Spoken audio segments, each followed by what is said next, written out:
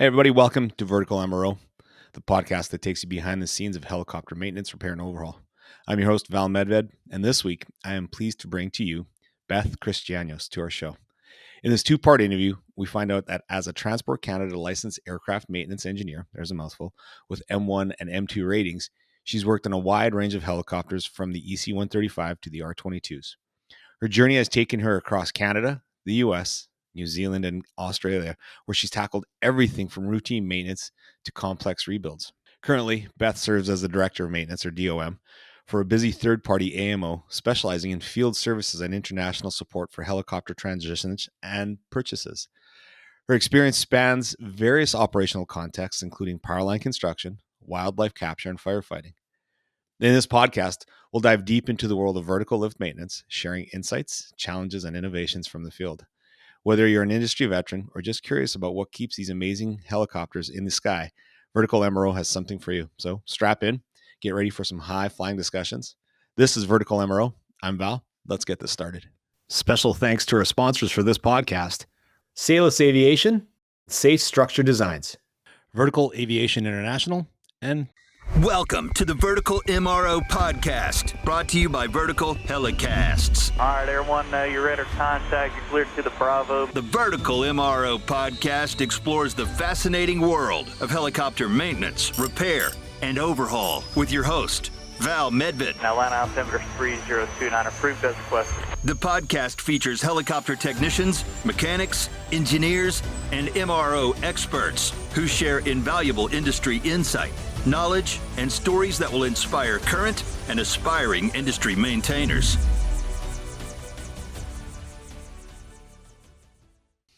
Could I ask you a question? When you're presenting to particular companies and you kind of have everybody huddled over, and we all know that quality assurance is a pillar of anything aviation. When you're talking to individuals there and you kind of like, do you get particular eye rolls sometimes, like, oh, we're doing this again? Or how do you avoid that? How do you kind of go down to say, like, this is important stuff? Or do you spice it up a little bit? Or do you kind of have them generally, like, what's the hook that you put into their mouth? Like, shut up and listen, because this is pretty important. Yeah. That's an interesting question. I think what helps is I personally fell in love with quality assurance by doing it.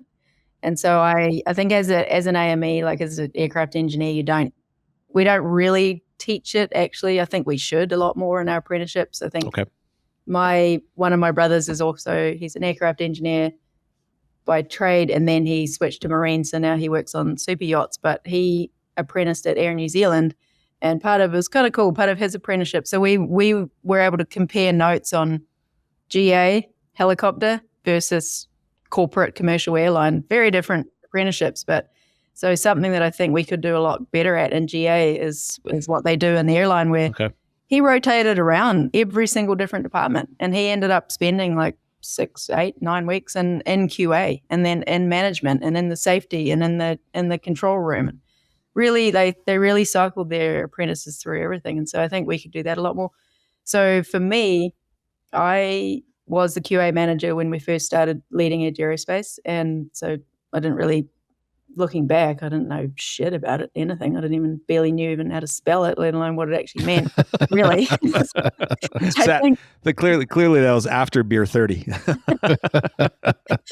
I don't know, you muddle your way through the interview and convince that you know what you're doing, but really no one going into Fake it till you make it. I get it. Yeah. And so, luckily, like, I had a lot to do with writing our manuals, so that at least I knew our manual well. But I don't think anyone going into any of these positions, we don't know shit going into any of it. It's actually just by doing it, which, like I say, I think we could do better at preparing our engineers for actually what that really means. And so for me, I learned a lot about quality assurance just by sort of doing it. And by doing it, I fell in love with it, because I learned that if you get it all the right way around, and by that I mean, I think in a lot of operations, QA kind of, because you've got to do your QA to close your work order and move on, it's easy to think that it comes at the end and you got to kind of, you got to do the QA so I actually get my work order closed. But if you flip it the other way around and you look at QA as the foundation and the backbone of everything including operations on the operational side. And so what I came to learn is that if you get QA right and put it first, then it becomes the structured tree that everything else runs from, and everything else will flow smoother if you get it the right way around. And so I think it's the same kind of thing when you crack math and you actually start enjoying what math actually means, instead of just going like, what the hell is going on here?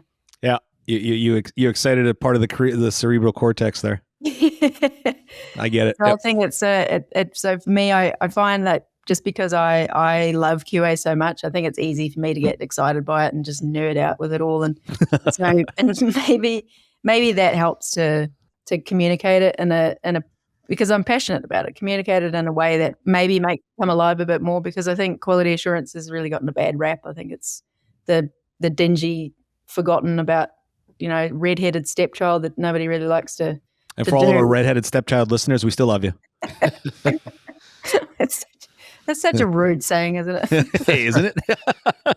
I think your point is made. Is if you speak about it so passionately to the point they'll understand it, that it comes from a great spot and an understanding of what your love for the industry is. And listen, we've spoken about being heli nerds, and every single one of us on this podcast is a heli nerd. Like, are we window lickers when we hear something whopping over top of the house? Yep, I'll be the first one to run to the window and say, "Oh, what is that?" Right? So it's. Yeah.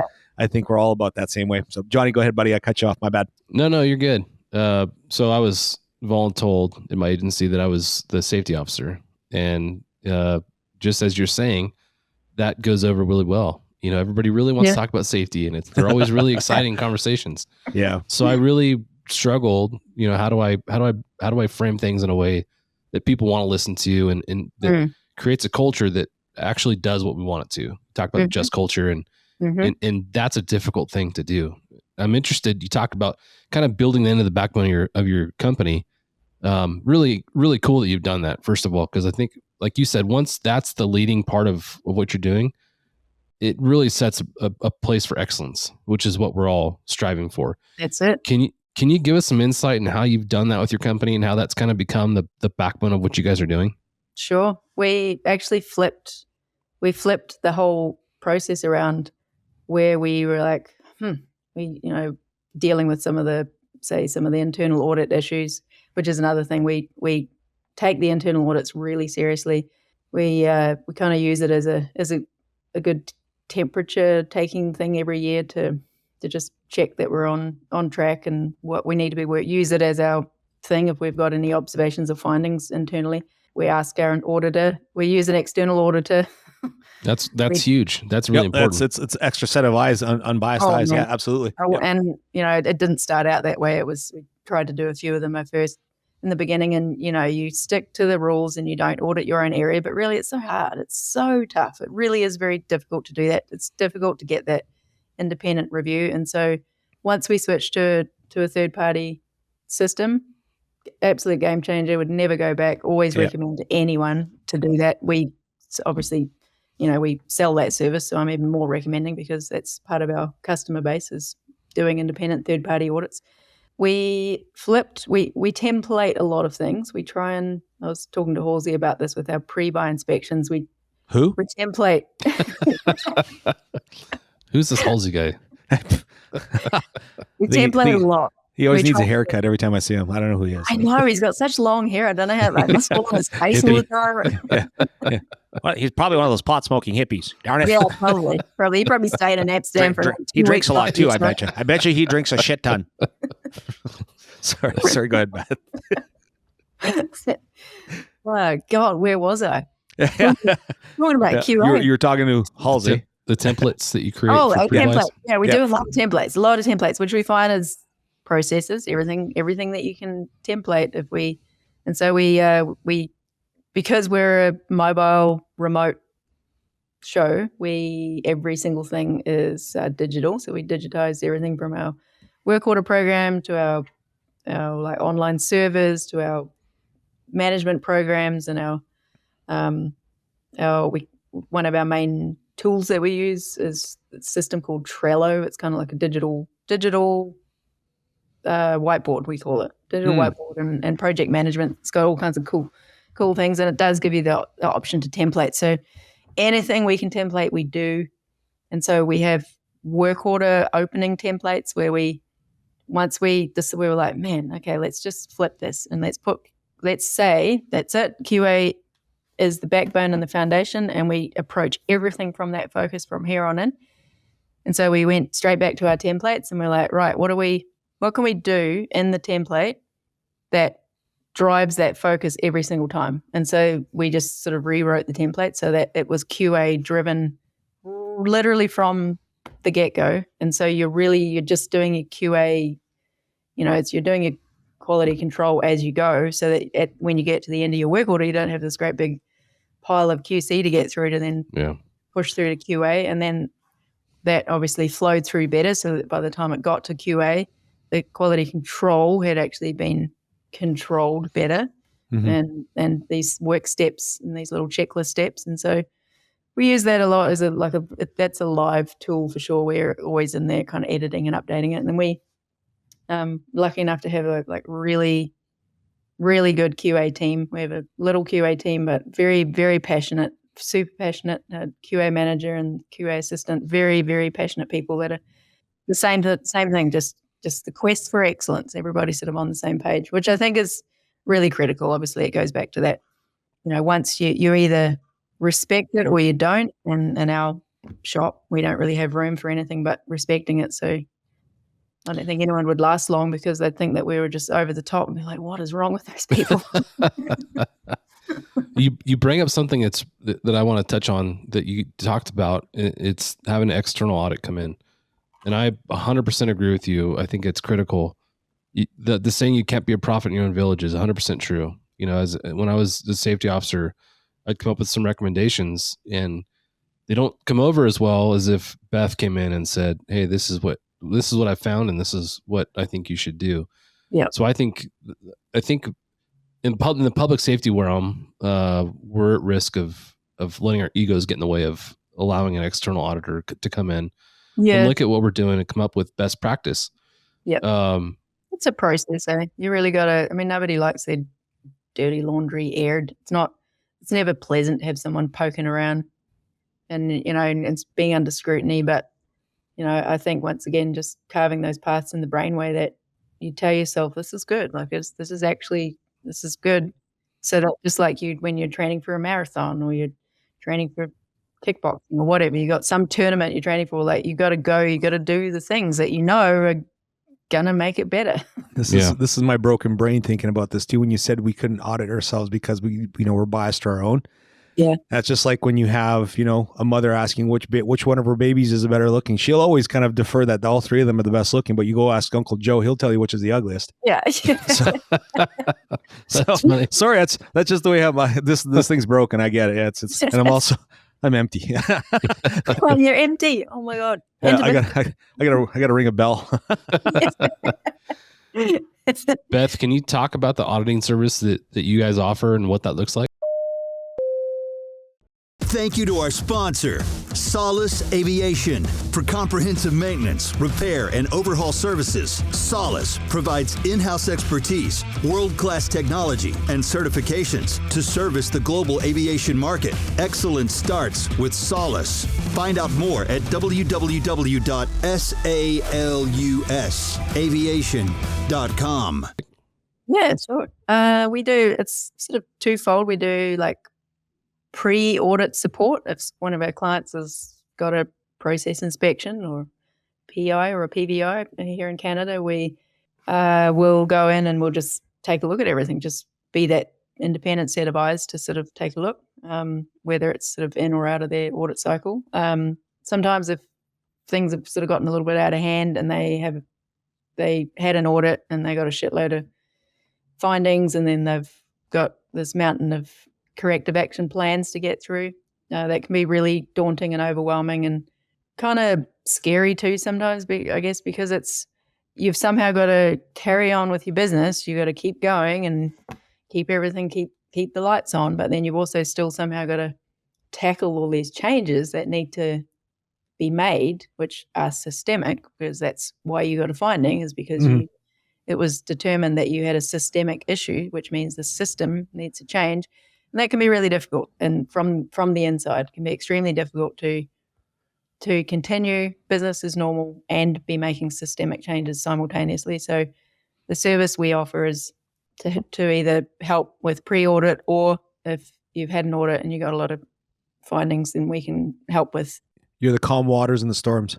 Yeah, with your corrective action plans, because we kind of, everybody's all been there. We know what it's like to be in an audit. We know what it's like to have findings and to be working on your caps, and so we try to just be as supportive as possible, not judgmental, because it's like, what's the point? Like, it's just, we're just here to help. And so it's always rewarding to do that when you see, I guess, share that passion for quality assurance, because it can be, and it takes time, because brains have got to change. Brains have got to trust, to start with, that this is going to make things better, because it gets worse before it gets better. You are going to have a shitload of work on your plate. You've got to keep operating, and you've got to put all these caps in place. But if you get a bit of enthusiasm and passion and support in it, then it can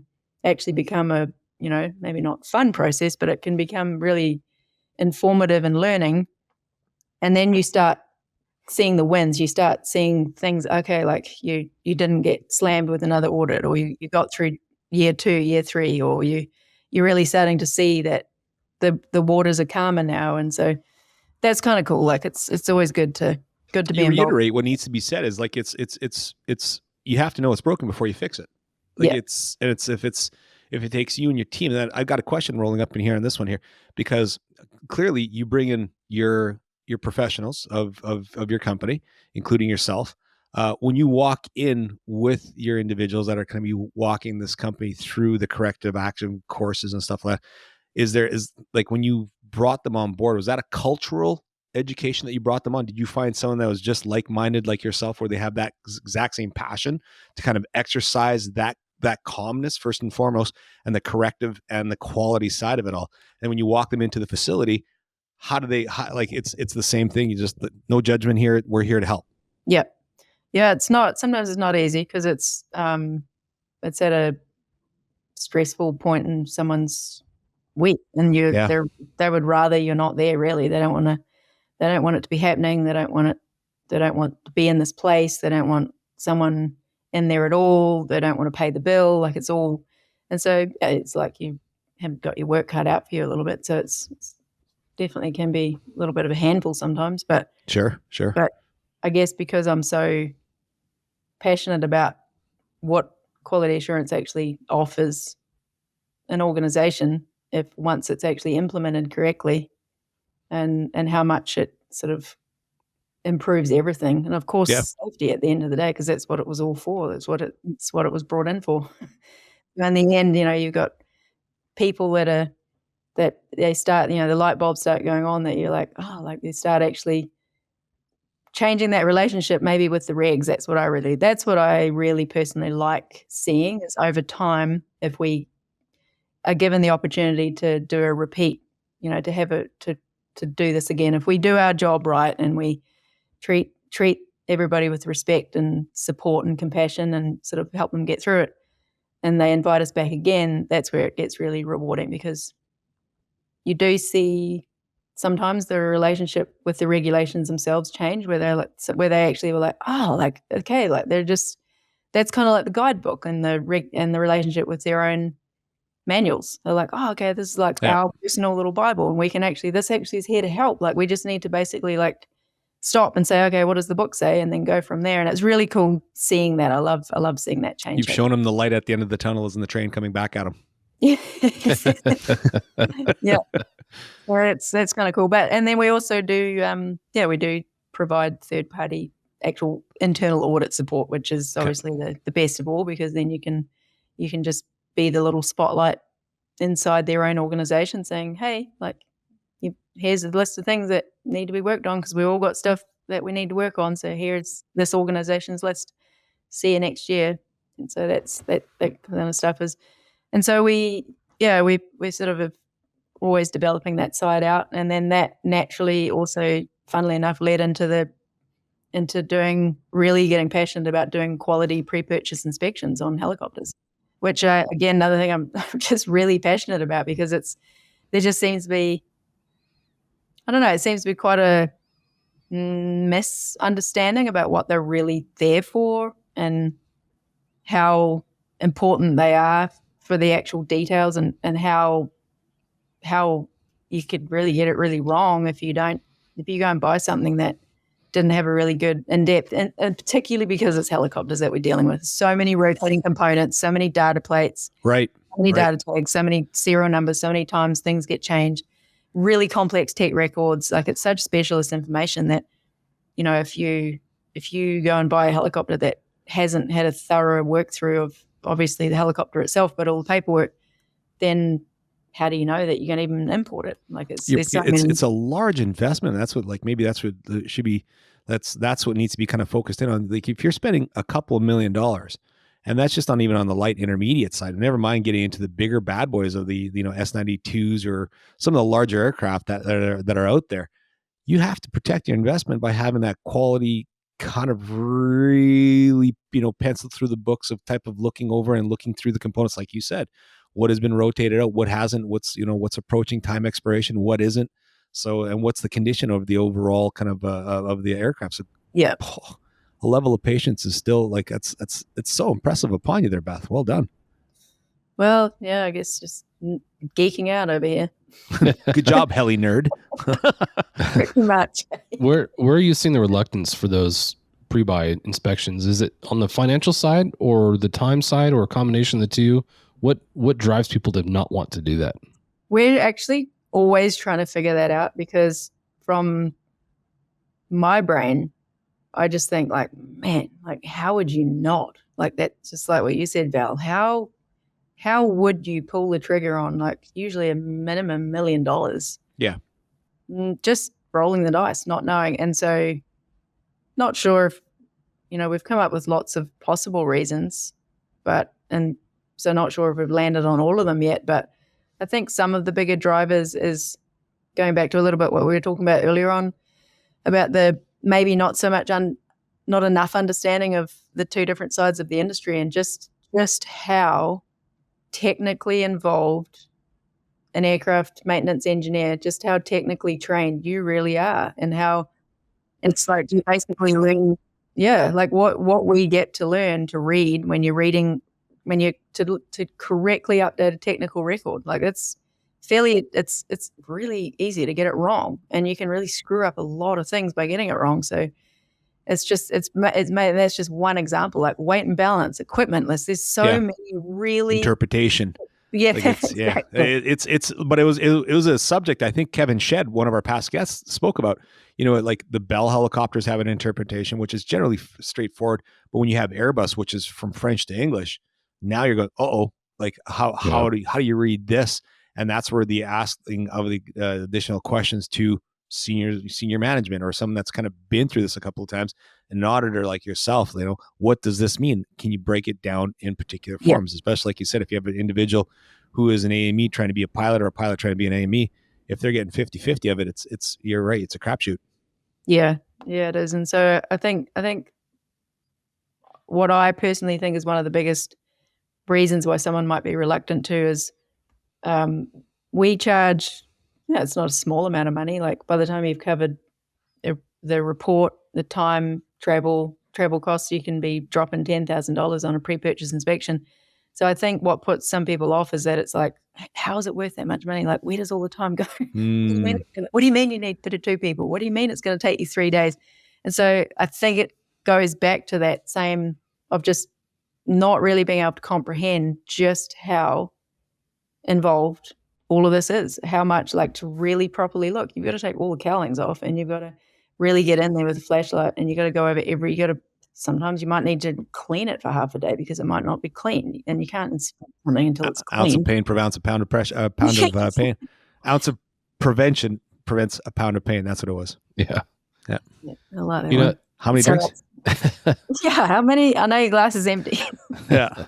With my agency, we flew out of untowered airport. So you saw a little bit of everything, including a lot of aircraft that would have a mishap of some sort, and it would be unreported. You'd see the mishap take place. You'd see the tow truck come and yank the airplane off the runway or whatever it was, and it was unreported.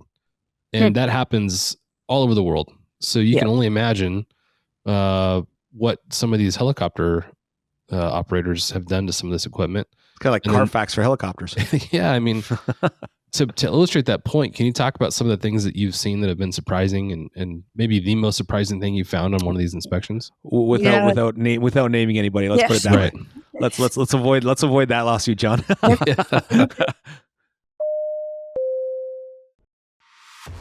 Safe Structure Designs offers creative, customizable ergonomic safety solutions with over 20 years of experience.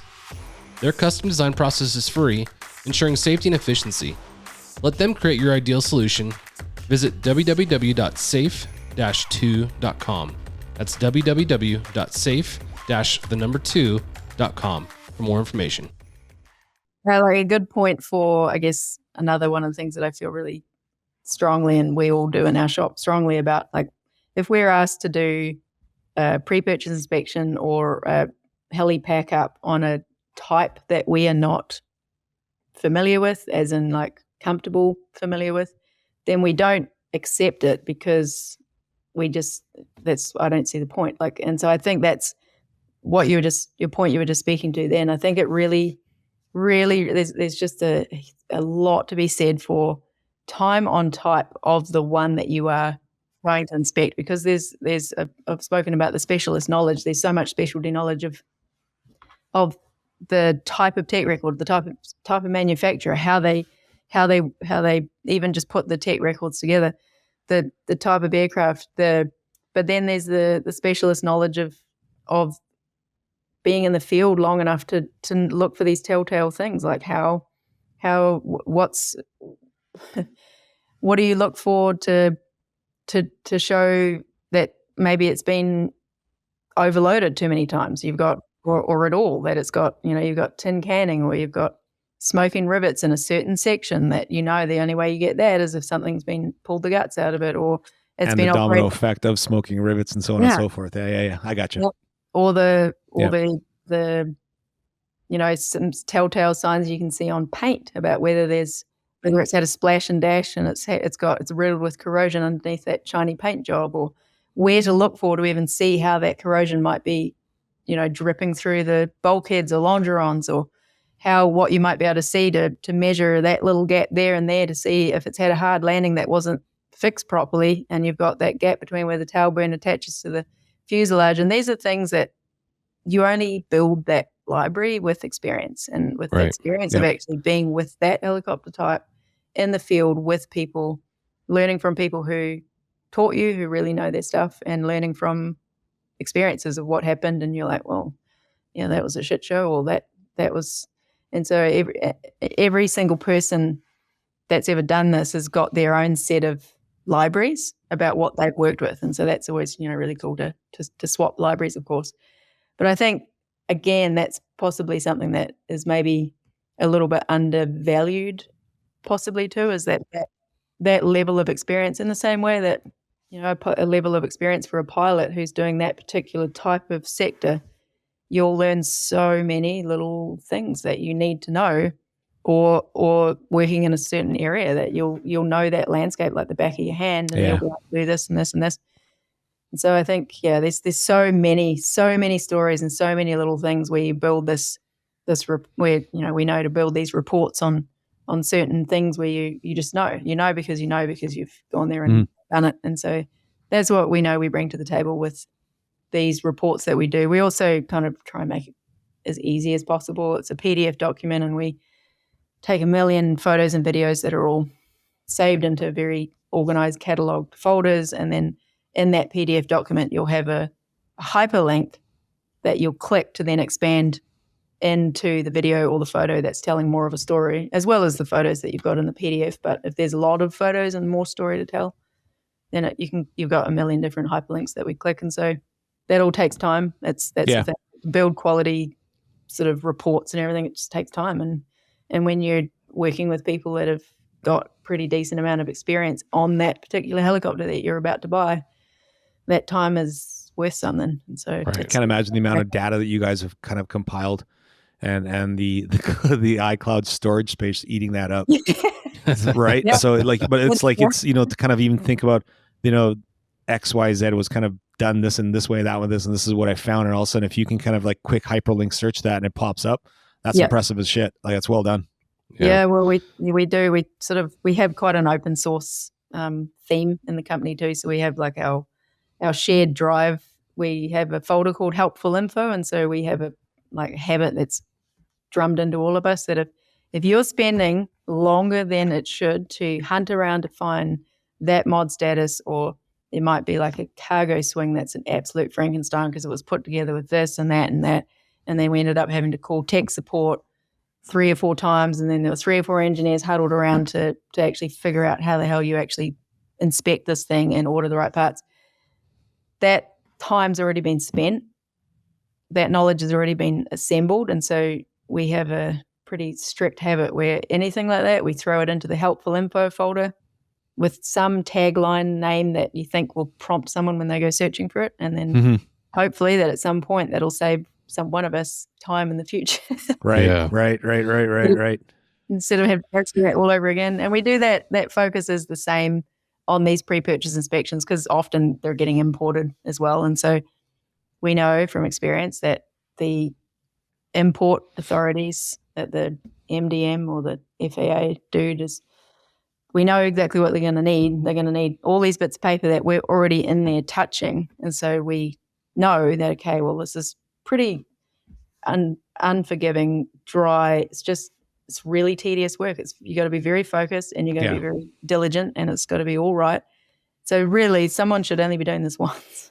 Digitize it and then put it all in the folders so that the downstream people who are going to need access to this again can find it in a helpful spot. And so we kind of have built a template. You and your team, you sound like you've mastered the ability to be comfortable being uncomfortable. That's a good way to put it. Yeah, I guess so. Yeah. Yep. In law enforcement, to back up, before going to aviation, I spent 9 years in the field before going to aviation and becoming a pilot. So in law enforcement, you spend a lot of time looking for the tells of the suspect you're interviewing, looking for the lie that or the thing that tells you that they're lying.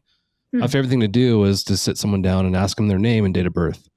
And if they stumbled on either one of those two things, you know right off the bat where the conversation is going to go. So the reason I ask you this is when you have an aircraft that comes in that you're going to do a pre-buy inspection on, what's the one tell you look for to look for something that's like, oh, there's probably going to be something wrong with this aircraft. What's your favorite thing to look at to kind of get an idea?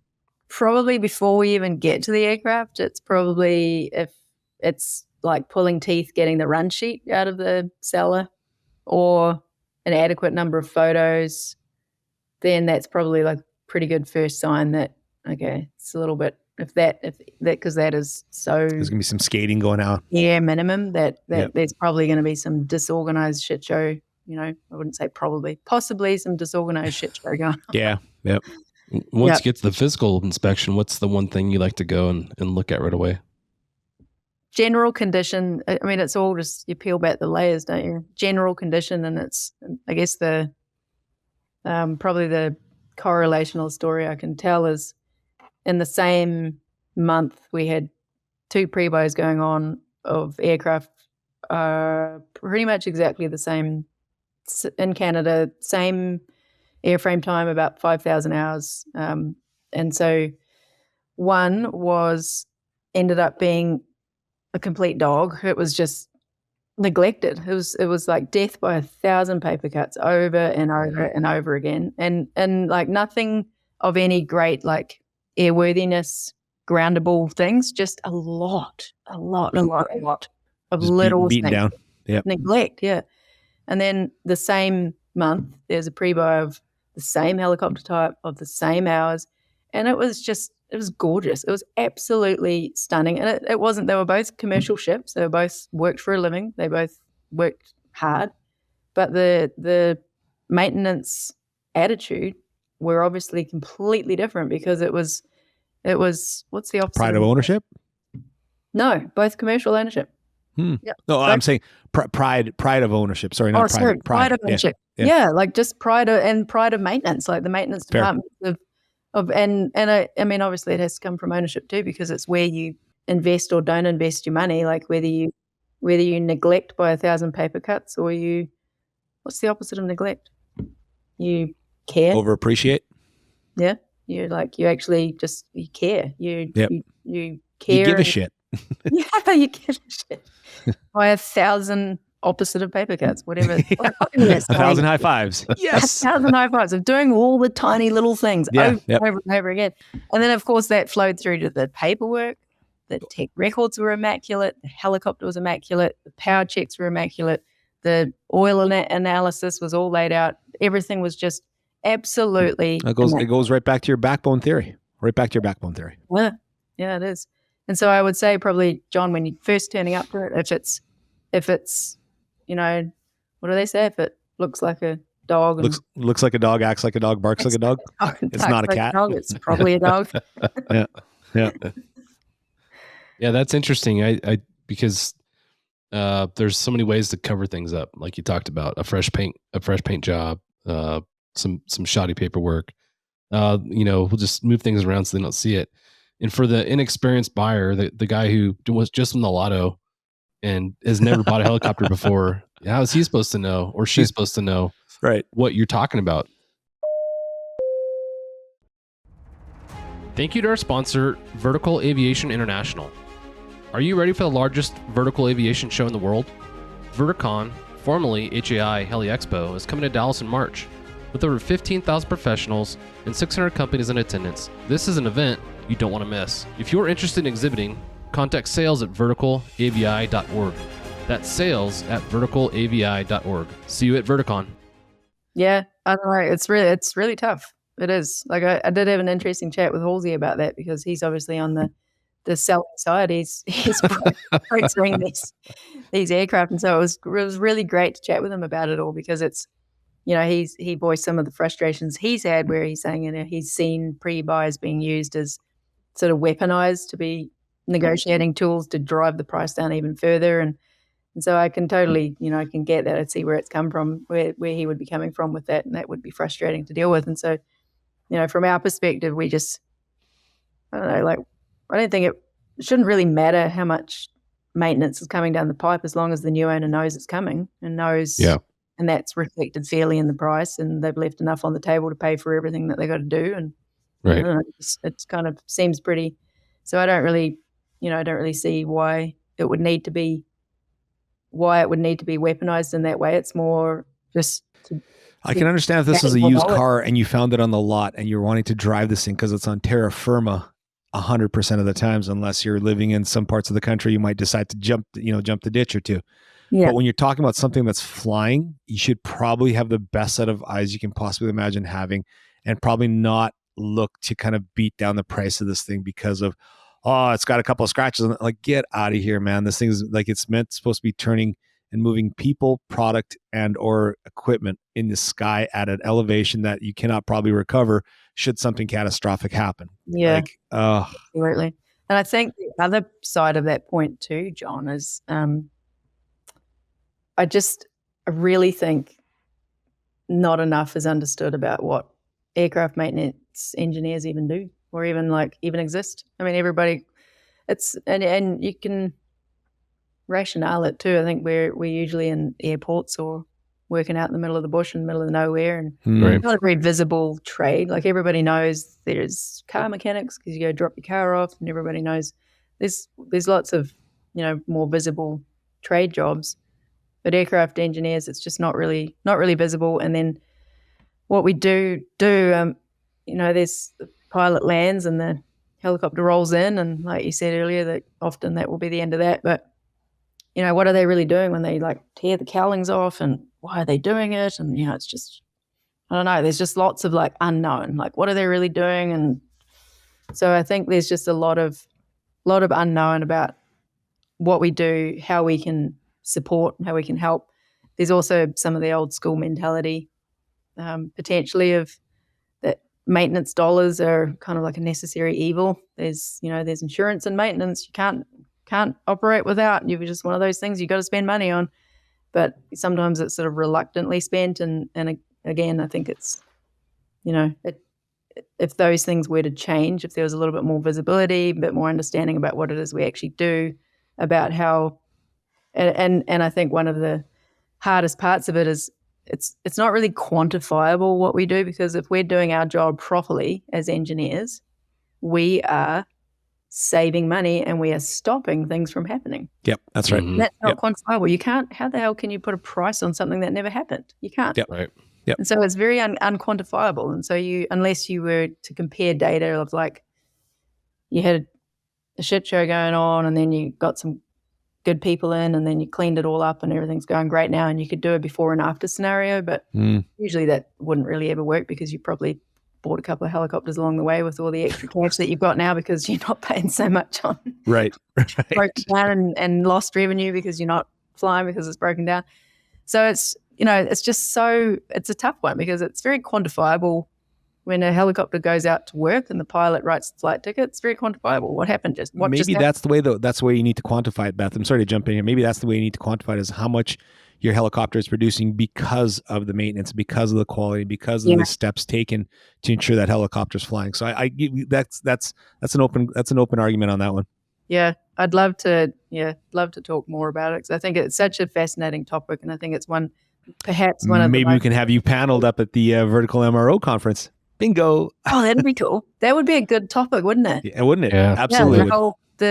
Just and within light of actually just gaining more of an understanding about the value of preventive maintenance and understanding, and almost like we were talking about earlier, of switching around that relationship with quality assurance, and understanding that your best engineer will be the one that you won't really know what they're up to, because the machine's just working, and it's just always on and it's always going and everything just ticks over. And that's how you know you got great maintenance staff, is because things just keep going. That's the way it's supposed to be.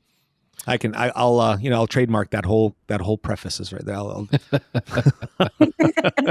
Well, you know what? We'll put you up on the podium to talk just about that exactly. I love it. I think what you're talking about is making maintenance costs an asset versus a liability. Yeah. What you're doing, you're investing in the effectiveness and efficiency of your fleet versus the opposite of that, and I think in any helicopter operation, you're looking for small, even a 1% efficiency rate. Adding 1% efficiency to your operation translates into a lot of revenue. It's a trajectory. Absolutely. So if you can make your fleet more efficient through preventative maintenance, then that translates into revenue dollars, That's right there. There you go. The bell run. My youngest son decided to refill my glass here. Thank you, my boy. So kind of but so I agree with you, and I do think that's a conversation that we need to have more and more. Yes. Yeah. Yes, and I love what you guys are doing, honestly, with this podcast and with the thank you. The MRO, like what Mike and Linda are kicking off there with the MRO trade show there. And it's just, I think it's nothing but good's going to come out of it, because there's just going to be more understanding, more exposure, more platforms to actually talking about it. Just talking about it. Just like going back into what it should have been.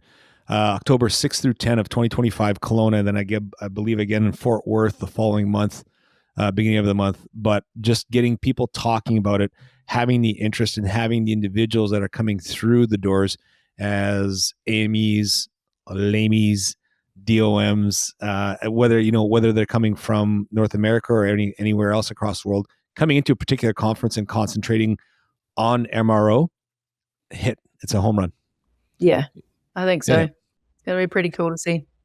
Anytime you can get like-minded people under the same roof to come up with solutions to problems that you're having across the world, man, great stuff's going to happen. So I know that's going to take place at this conference. I'm really excited to see how this shakes out. Everything that Vertical does is top notch. So this is going to be a top notch event. And it's in Kelowna.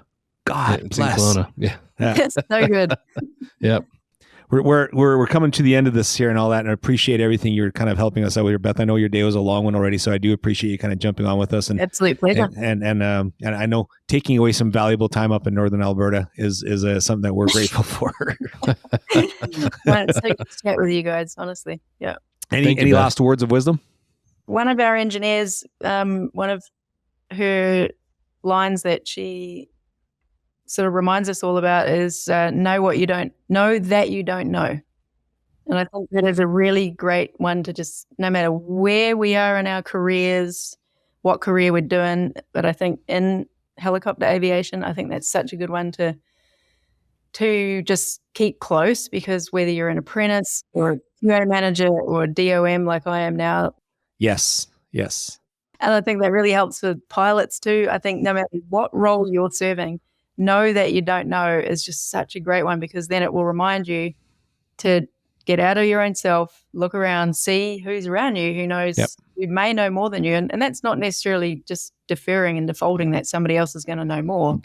That may not at all be the case, but just know that whatever I'm doing, there's just a whole lot more that I don't know. And I think that can really help remind you that the quest for excellence, and that that it's a community, and that there is other people that will be able to actually help you solve this. And I think maybe that speaks to your earlier point there, John, about a person wanting to buy a helicopter for the first time in their operation. They've been leasing and now they want to buy one, or someone just wants to go buy a helicopter. Is just know that you don't know. There's a lot of stuff you don't know about, and to try and sort of find a group of people that really seem to be transparent and clear about what it is they're offering to help with, and then maybe sort of go from there. Know that you don't know. It's the Albert Einstein quote of the century. The more I learn, the less I know. Yeah, absolutely. It's it takes a certain age to kind of come to that realization. The more I learn, the less I know. So, yeah, good advice. Solid advice. Last and hard and most difficult part of the question. I'm on the uptick, Johnny. I'm on the uptick, buddy. Beth, what do you got? I hold you in high regard because you're drinking your own whiskey that you brought to your own hotel room. Thanks, Paul. Pineapple. Does it belong on a pizza? No. Yes. John, she's one of us. I am a margarita pizza all the way. Just very plain and simple. Love it. Yeah, you could, you know what? We're going to start the Beth fan page, man. This is awesome. This has been a great podcast. And again, thank you for all that you've been doing. Thank you for the positivity you've been spreading, and thank you for kind of doing and being a heli nerd the whole long way. And again, putting aside some time for both John and myself here on the Vertical MRO podcast. Absolute pleasure. So great to talk to you guys. Look forward to it again. Thank you, Beth. I look forward to sitting down and raising a brown glass with both of you folks here too. And we're into the holidays here right away. So coming up here, Merry Christmas to both of you guys here. And I'm John. I'm sure we'll talk to you. We got a cheers. Look at my good son brought me another glass. Cheers. I wish you guys very happy holidays and Merry Christmas to you and your families. And I look forward to seeing you guys in person here at Verticon, I'm sure. Yes, sir. Absolutely. Beth, it was a pleasure talking to you, and look forward to seeing you at Verticon and again at European Rotors. Yeah. I'm actually not going to be in the country for Verticon, but very much looking forward to Kelowna. Kelowna, that'll be the best conference there ever was. That'll be cool. Well, you know what? Any trip travel advice? I'm taking off to.